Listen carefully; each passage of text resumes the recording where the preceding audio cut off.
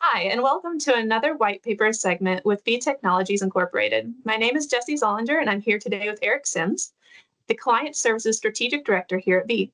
In his white paper, Eric emphasizes the importance of balancing leadership and management to foster innovation, cultivate trust, and achieve sustainable business growth. So, Eric, tell me, what motivates you to explore the comparison between leadership and management in the context of business growth? I think the first thing for me is that growth really excites me, and that every business has a unique and underlying element of wanting to grow, and they all have very different ways and approaches to get there. And in my career, I've had the opportunity to work with some fantastic people that have guided and shaped me both as a person and in my career. I've taken some of those key aspects from the leadership side and the managerial side and really tweaked them for myself, and they've really helped me grow, and in that same process help businesses to grow as well. And it's really one of the big things that drew me to V Technologies is it was a large growth objective that we have, and I'm really looking forward to playing an instrumental role in this journey. Yeah, and I'm glad that you mentioned roles because that leads so perfectly into the next question, which is would you elaborate a little bit more on distinct roles in leadership and management and how they contribute to overall business growth? Absolutely. So leaders are really there to help pave the way and the direction. They're that North Star for the business as a whole. They're typically okay with risk, and they can be a little bit of a wild card at times that sometimes need to be harnessed. But at the end of the day, they're that fuel of the fire that helps really drive that business forward on a cutting edge standpoint. Whereas your managers are really focused on the day-to-day operations. They really focus on making sure that the resources align and that the business is able to hit those goals. And it takes both of those working together to work to grow a business effectively.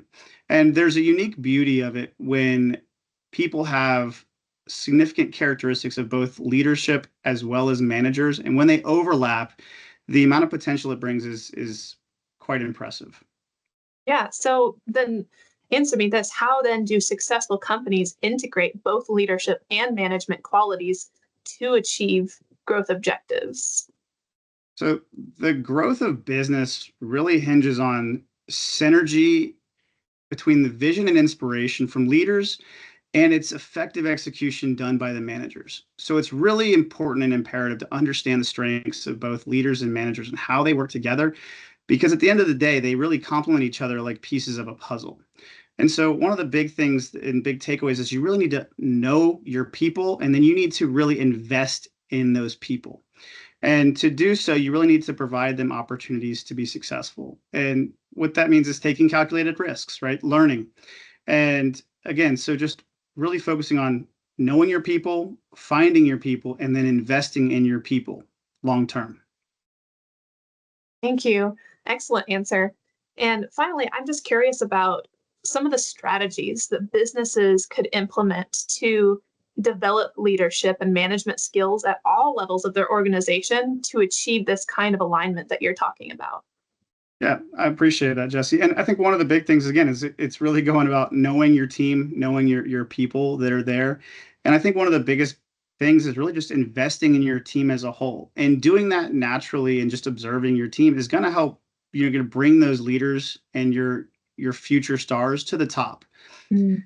I think it's interesting that there's 83% of organizations really believe that it's important to develop leaders at every single level of the company. The disappointing aspect behind that stat is that only 5% of businesses have actually implemented a leadership development program at the majority of those levels. So I think that's a really interesting concept where expectations and reality are not really hitting side by side. Yeah. And so some of the things I think that are really, really important is having active mentorship programs, right? We've seen a lot of the mentor programs that kind of fall by the wayside. And then really having leadership programs to both train and cultivate opportunities for your future leaders and to establish themselves. And then, the big thing for me is that, investing in developing for both leaders and managerial skills at all levels creates an environment where people see a path forward within an organization and actually choose to want to stay. And that in its own right creates a recipe for long-term sustainable growth. Yeah, thank you so much. And Eric, I know that I speak for a lot of people when I say we're glad that we have your leadership here. For more interest in looking into Eric's white paper, please read the full thing. There's a lot of interesting things in there that can teach you a little bit more about bringing better leadership to your company. Thanks.